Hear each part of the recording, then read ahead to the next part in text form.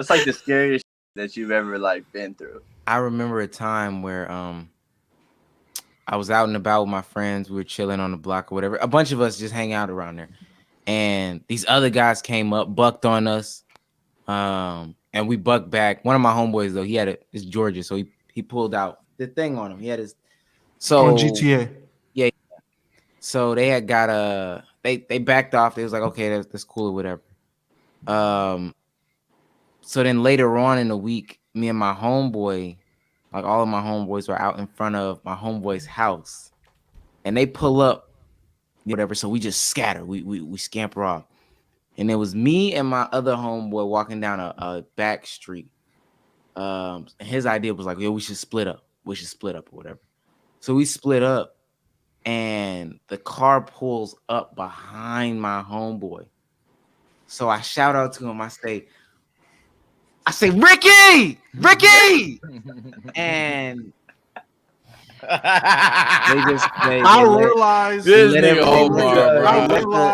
they let it go, hit him in his back or whatever, pulled off. So I had to carry him back to the house or whatever, to his dad's house or his mom's house. I'm sorry. And she was upset.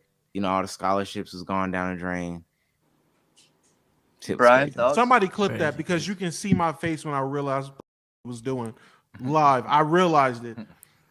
Well, true story here. I would say, junior year, going to a football game of a former high school. Long story short, brawl breaks out. Brown versus Brown, and my Brown was not winning. So on the way home, we were being the dumb high school teenagers that we were, and just yelling random shit at cars, because that's what 17, 16-year-old boys are doing at 1 in the morning, you know? And we yelled something at one car, and that motherfucker.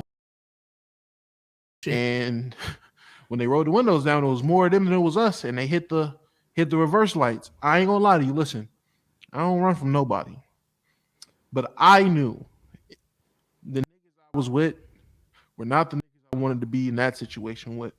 So that was the one and only time I could truly say I probably ran a 4 or 5, because I don't know what happened to them niggas, but I made it home safe. Oh, shit. I listen. You're sick, I was the bro. opposite of Ricky. Let me tell you that. Yeah, I sick. made it. I ran and made it. All right. That's nuts. Last year, in the summer, me and my family went on a family trip to Florida, and we stopped on the way back to a family friend we had in Alabama. So my dad was driving the whole time, so I wanted to give him a little break like that. I'll drive for the next 3. We were in a van, and I've never driven the van. I was scared of crashing the van. So, first time driving the van on the way back, got into a car crash on the highway. It was a 2-lane highway for some reason, and there was 2 cars on the right. I was in the left lane, and one of the cars was tailgating the other car, like on his. The guy in front stops to brake check the guy. He was too close, so he swerves into my lane and crashed. I couldn't do anything. It was extremely scary, because again, that was literally my worst fear with driving that van. Jesus Christ. But that was my worst fear with that van, and then my 2 sisters were in the back. The whole family was there. So Boo! Honorable mention, time my store got robbed with an arm robbery. Second honorable mention, when I threw a dodgeball at, like, it's middle school, and I was like real. That was a big kid. Shouldn't have did that. And I ain't gonna lie, I shot myself. I beamed that motherfucker in the back of his head. That motherfucker said, yo, I ain't gonna lie. But truthfully, anytime I go on spaces, y'all scared the shit out of me, bro. Truthfully, I don't want to talk about basketball.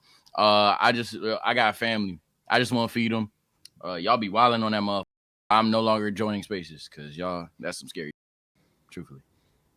All right, well, Listen. mine's gonna be just real underwhelming. Cruz, we're not worried about you. Listen, that reminds me of the story where I was at the bowling alley.